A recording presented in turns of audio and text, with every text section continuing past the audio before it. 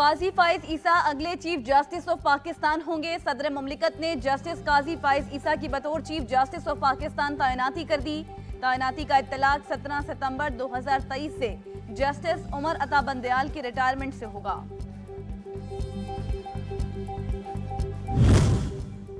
Money laundering case FIA की परवेज इलाही के जिस्मानी रिमांड की इस्तदा मुस्तरद। साबिक वज़ीर आला पंजाब को जुडिशल रिमांड पर जेल भेज दिया गया।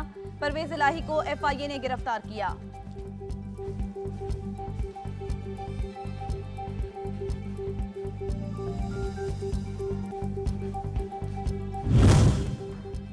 IMF की आए बाएं शाएं, डार के अमरीका के तरले। वज़ीर खजाना इसहाक डार की अमरीकी सफीर डोनाल्ड ब्लूम से मुलाकात।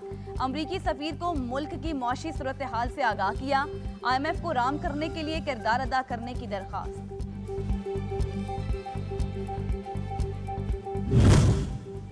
इंसानी स्मगलिंग का घनौना खेल क्यों नहीं रोका गया? वज़ीर आज़म का इजहार बरहमी। यूनान कश्ती हादसे पर तफसीली ब्रीफिंग। वज़ीर आज़म की इंसानी स्मगलिंग के जिम्मेदारान को जल्द कैफिर किरदार तक पहुँचाने की हिदायत। बर वक्त कार्रवाइयाँ न करने पर सवालात उठा दिए। रिपोर्ट भी तलब।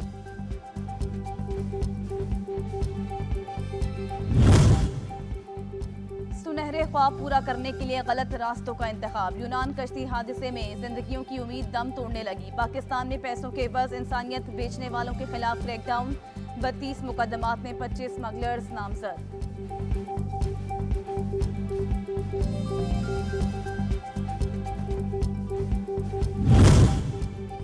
और टाइटैनिक के मलबे को देखने का शौक ले डूबा। अब्दोस के डूबने के मकाम का इशारा मिल गया। अब्दोस से आवाजों की निशानदही। 32 घंटों के लिए अब्दोस में ऑक्सीजन बाकी।